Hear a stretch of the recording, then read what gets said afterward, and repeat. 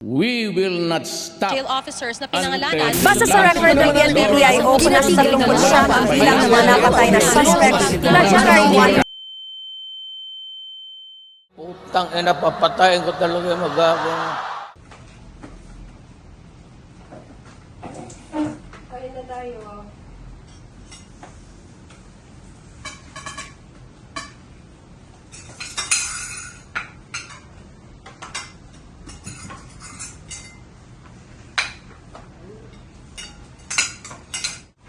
Nagpasuyo nga ako ng pasta. Vince, kamusta ang law school? Actually, doing good naman po. Especially sa subject na criminal law. Kahit mahirap yung mga examinations, matataas naman po yung mga gagawa. Mabuti yan na. Ipagpatuloy mo lang ang pag-aaral. Nga pala, nabalitaan ko na rehab daw yung kaibigan mo. Ano ba pinagsasabi niyo, ma? Sino ba sa kanila? Ang dami kong kaibigan. Ba't ganyan ka sumasagot sa nanay mo? Ganyan ba yung tamang pagsagot? Hindi ko alam kung sino ang inuli nila kahapon. Alam ko wala kang balak sa buhay mo. Pero please lang, huwag kang gagay sa mga kaibigan mong nagdodroga.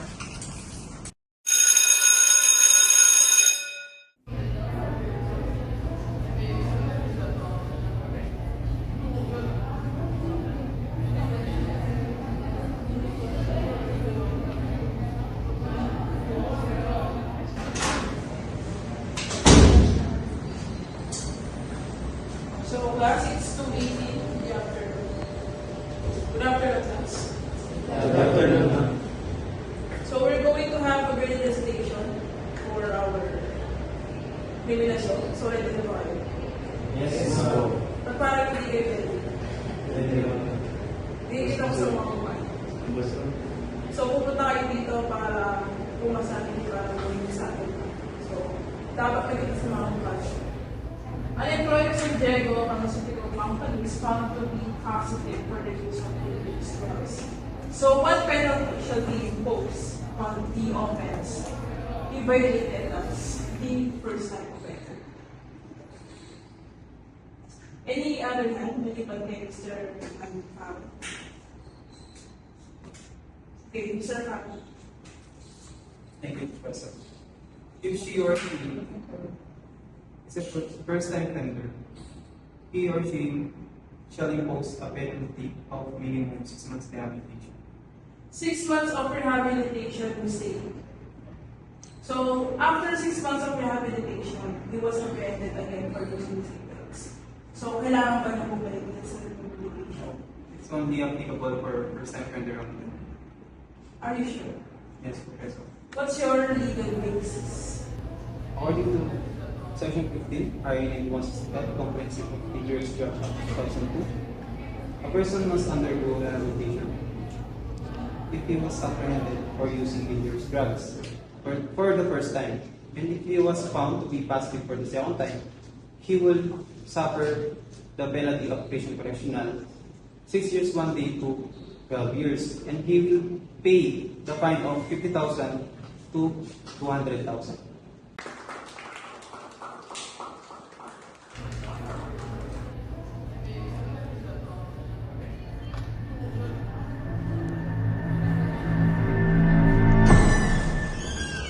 So, nag-i-divorce ng top student sa klase ito. Mr. Farray. Oo nga, sino sila? My name is Gerard Feliciano. He's a psychology student. I want you to be part of anti-drugs awareness and prevention program. Huwag kang mag-alala dahil registered staff ka naman po sa ating mga. May bayad ba yan? Hindi. Varsity mo may bayad. Lahat naman nila. Sige, pag-iisipan ko muna.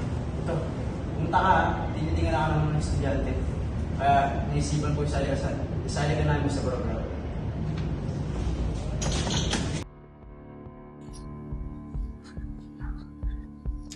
Kaya naman akong pera.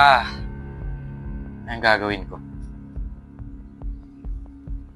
Wait lang. Ba't nakabukas yung pinto ng kwarto ni Papa? Punta kaya ako?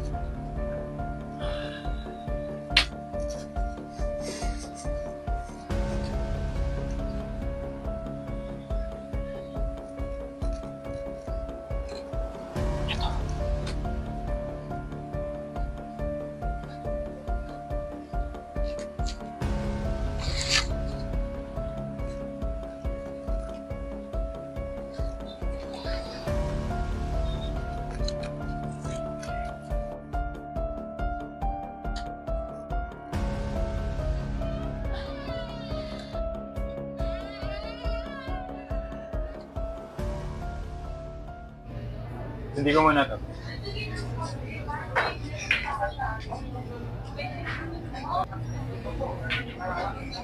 Game, tara na.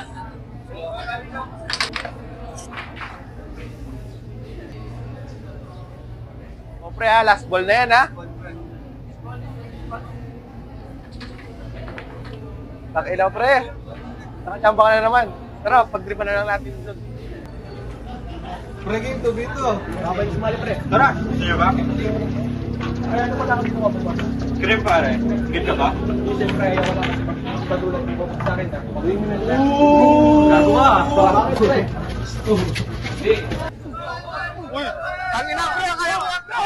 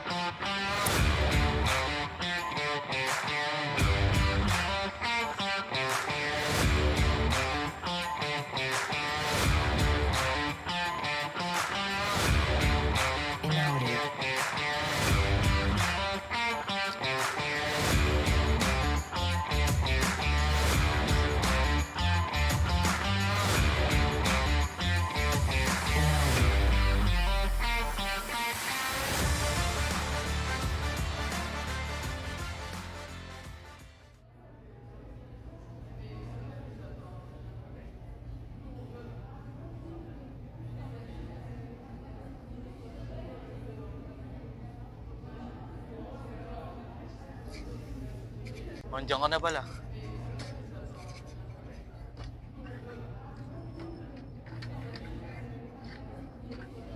Ano yan? Basta, tanga ka pa. Pag-away ka na naman ba? Alam mo, sumakay ka na lang. Dami pa sat-sat eh.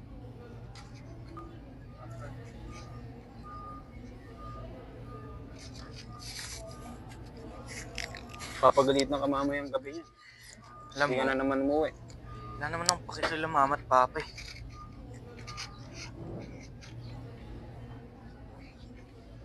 Tara.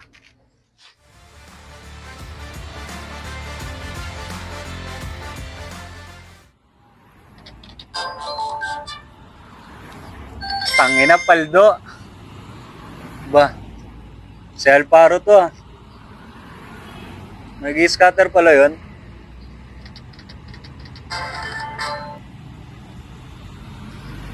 Seryoso ka na naman. Pakailan mo. Ba't mo ba ako niyaya dito? Nanalo ang scatter, hindi lang kita. Alam mo ba, nakita ko yung klase natin. Si Prince Alparo. Nanalo din siya. Parang hindi naman eh. Nag-i-scatter siya, nakita ko. Lumabas siya sa screen. Talaga ba? Tara, kahit na tayo. Tara.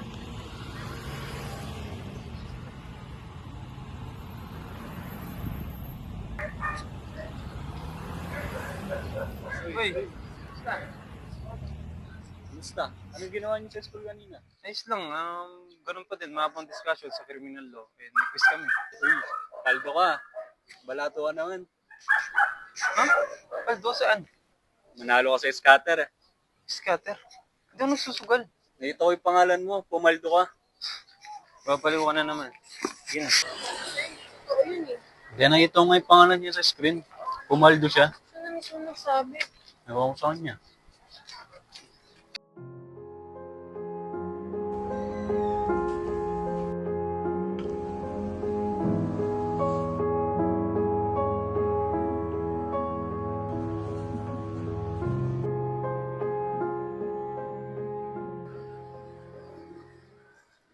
Madam, pasensya na po sa nangyari. Puro na lang ba pasensya? Ikaw, di ba ikaw namamahala dito? Ba't puro problema yung narinig ko sa'yo? Tangina, oh. Simpleng bagay lang, oh. Madam, pasensya na. Pabali naman ako sa'yo. Pabali naman kahit magkano lang. Yan, diyan kayo magaling. Pagdating sa Bali, madaming nagagawa. Tignan yung trabaho niyo. Gusto mo, balian na lang kita ng leg eh. Pasensya na, madam. Puro ka pasensya. O, ba't parang naiinis ka pa?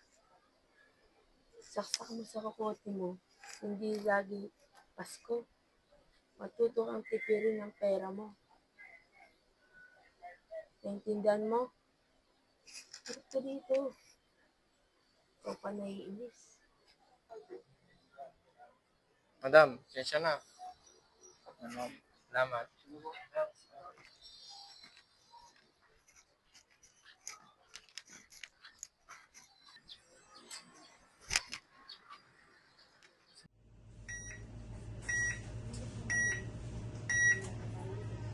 Ano to? Ano naman? Huwag mo kaya ulit bumalik kay madam. Para may pang-budget ako sa family ko. Siya may pang-sugal ako. Hindi nga, subukan ko nga.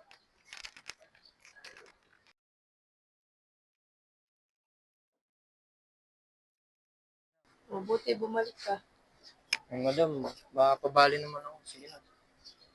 Anong gagawin mo sa kukunin mo naman ngayon? Para sa family ko, madam. Para may pambili akong bigas sa pang-ulam namin. Pagbibigyan kita.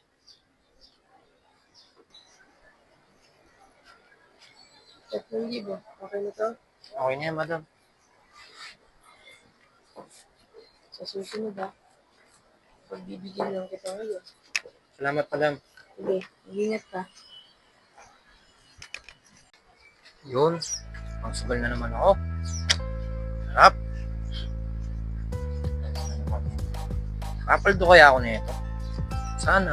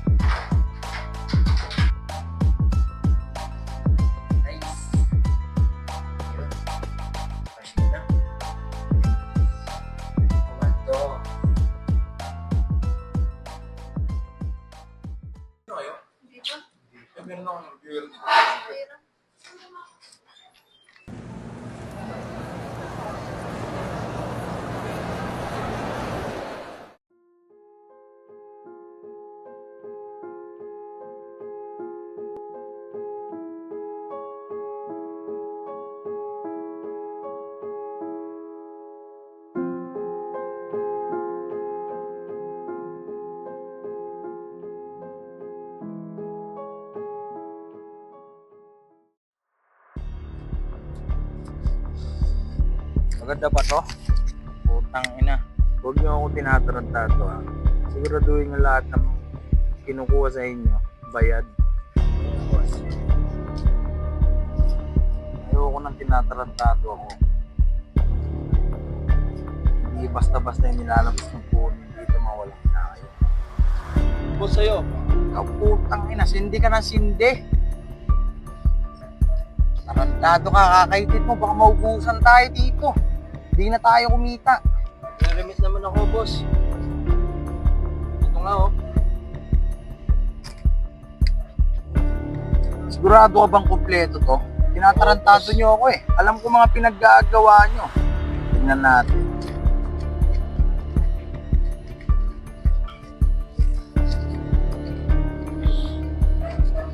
Pag-isa to, boss, ah. Parang wala maubos, boss. Wala akong problema dyan. Basta ayusin nyo yung mga pinapagawa ko sa inyo. Ako na pala dito, boss. Yung mga pera, kailangan kumpleto. Huwag ka na magpaka-hipokrito. Mukha tayong pera dito. Mga adik kayo. Adik ako. Adik tayong lahat dito. Magpapayaman tayo, boss. Ako na pala magpa-roll dito, boss.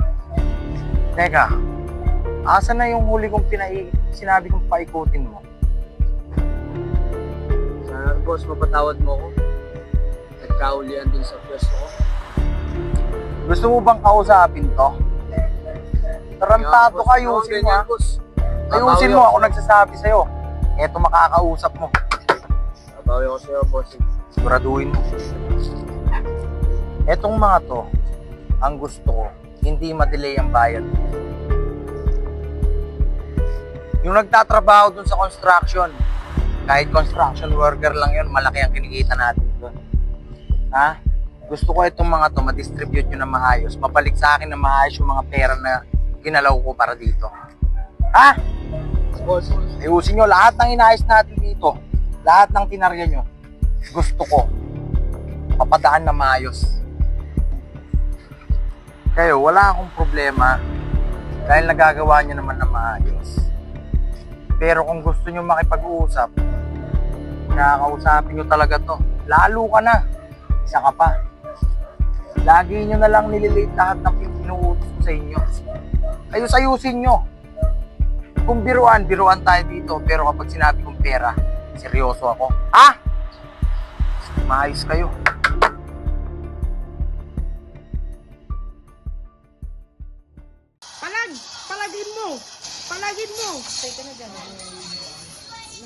Les!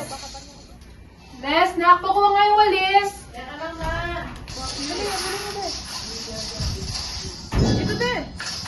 Namatay na ako! Kanina pa kita tinatawag. Nandiyan ka na naman sa video games mo.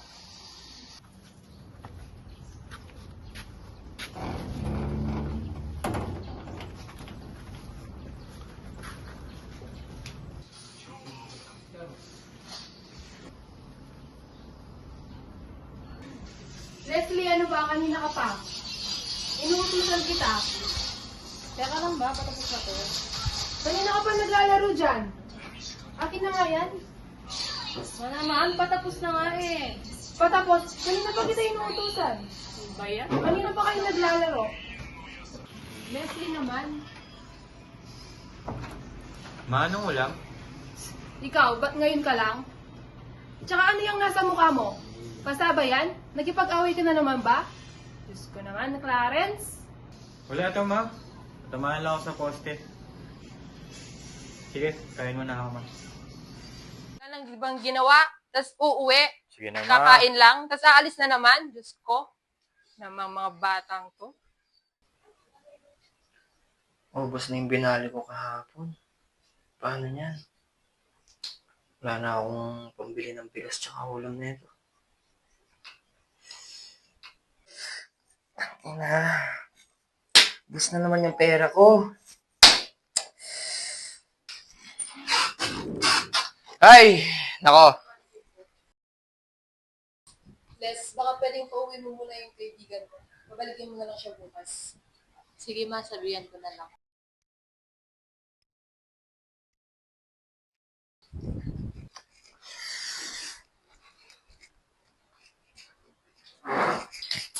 Mike, Ano yun? napansin ko, kalaalos kalahati lang ng sweldo mong binibigay mo sa akin. May pinag-alalaanan ka ba sa ibang pera? Anong pinagsasabi mo? Lahat nga ng sweldo ko, binibigay ko lahat sa'yo eh. Bakit? Nagbababae ka ba? Nagsusugal ka ba? Kaya di mo mamigay sa akin lahat ng sweldo mo? Ano ba yung pinagsasabi mo nagsusugal ako? Eh, rin nakita ko sa cellphone mo ng isang araw. Nag-i-scatter ka? Oo na! Nagsusugal na ako! Nasaan yung pera? Wala na! Tangin na, ba't ka ba nangingialam sa buhay ko? Ah! Gusto mo sampalin kita? Tama na. Ba't di mo gawin? Sarap na mga anak mo, gawin mo. Ayoko nang tinatarantado ako. Lo, nasan ka na? Hello, boss. Pasensya na, boss. Malapit na ako dyan, boss. Kanina pa ako naghihintay dito.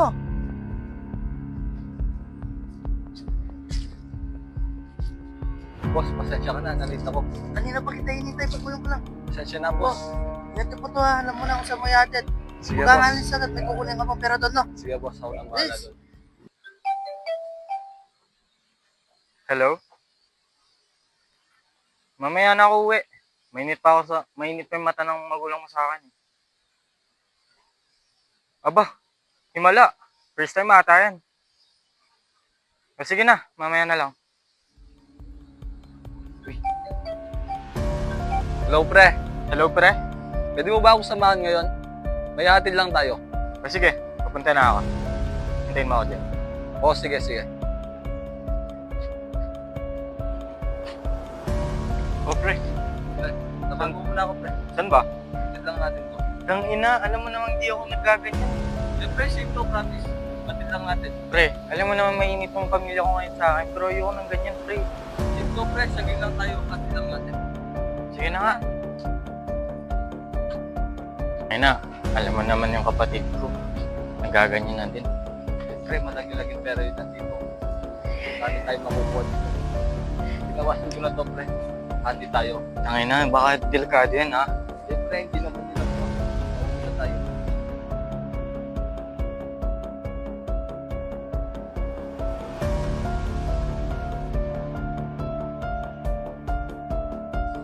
Ayan na.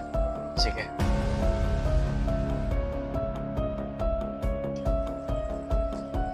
Pre, nandito na tayo. Dito ba lang talaga? Oo. Kaya na mukhang delikado dito. Sige, dito pre. Walang ganong tao. Sige, stay na tayo dito. Pre, ba't parang ang tagal? May naghihintay sa akin pa uwi. Malapit na yan pre, paparating na. Sige. Hihintay yung kapatid ko. Ayan na pala eh. Boss, ito na yung pinukuha mo sa akin, boss.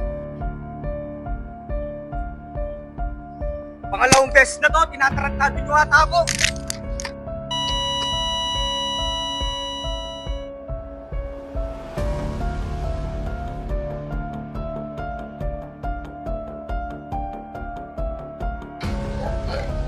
Putang ina! Ah! Shit!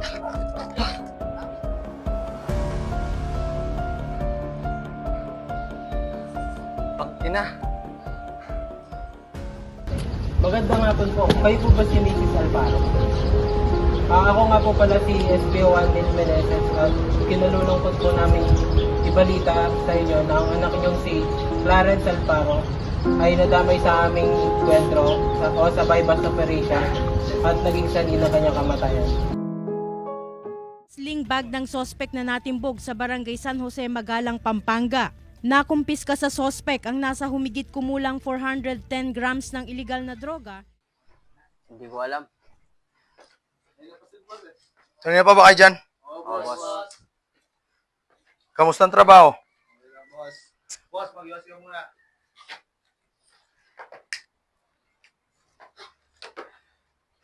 Yung pinapatrabaho ko sa'yo, tapos mo na ba? Hindi pa, boss. Anak ng... Di ba sinabi ko i-deliver mo lahat yon? Tapos yung kulang ni Pabling, binigay niya na ba? Hindi pa. Ikaw yung pinapatrabaho ko sa'yo pala. Yeah, boss. Etong mga to, ibigay mo kay Pablo. Tapos, may kulang din siya sa akin. Sabihin mo, kung ayaw niyang ibalik, mag-onsihan na lang kami. Happy, boss. Lahat ng mga pinapatrabaho ko sa inyo, ayusin nyo. Alam nyo na ang mangyayari kapag tinabla nyo ako. Okay, boss. Boss. Ha? Una na ako. Ingat, boss. Narinig nyo naman yung utos ni boss. Gawin natin ng maayos kung ayaw natin mamatay. Oo.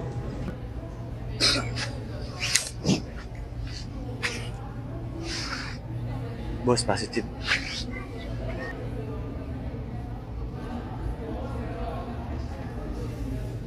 Panginamig pala! Move! Panginado ba? Panginado ba? Baba! Nakakaintindi ba kayo ng wikang Tagalog? May karapatan kayong manahimik o magpasawalang kibo. Ano man ang inyong sasabihin ay maaaring maging pabor o laban sa inyo sa anumang uri ng hukuman. May karapatan kayong kumuha ng inyong pribadong abogado. Kung hindi nyo naman kaya ay pagkakalob sa inyo ng pamahalaan. Naunawaan nyo ba ang inyong karapatan? Opo. Sino ang dapat sisihin?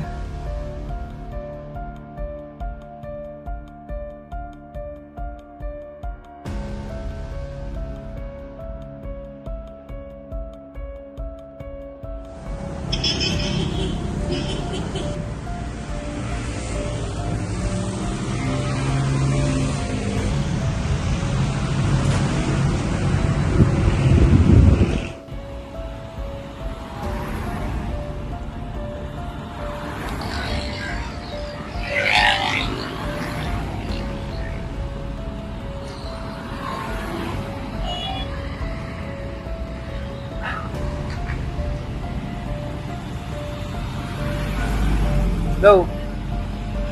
Ininom ko na yung gamot. Salamat ah.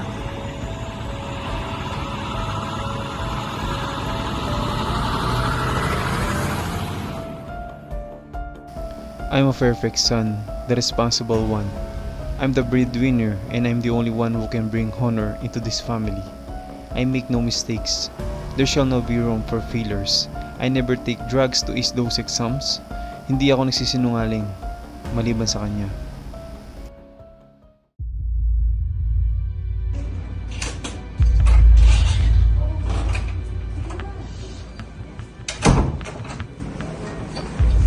Ano po nga?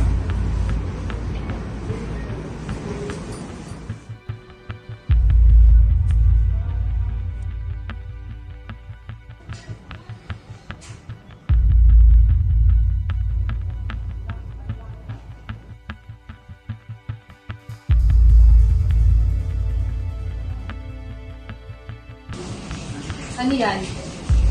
Ba't may ganyan ka? Gumagamit ka ba? Ikaw? Nagdodroga ka? Anong nangyari? Prince naman, ikaw na lang ang pag-asa namin ng tatay mo. Ikaw na lang inaasahan namin. Ba't naman ganyan? Sino? Di naman sa ito, di ba? Di ba hindi naman? Hindi ako nagsisinungaling, maliban sa nanay ko.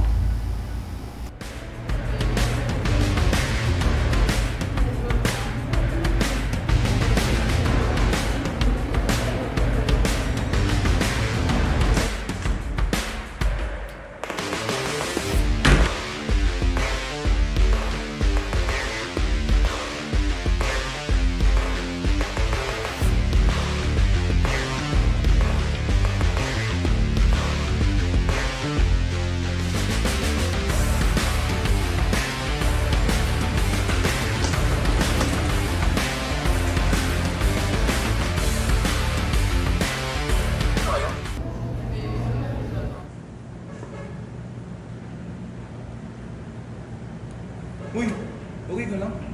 Okay lang. Katapusan ko na ba? Gagawin ng isang ina ang lahat para sa kanyang mga anak. Ngunit, sapat ba yun para sa isang anak?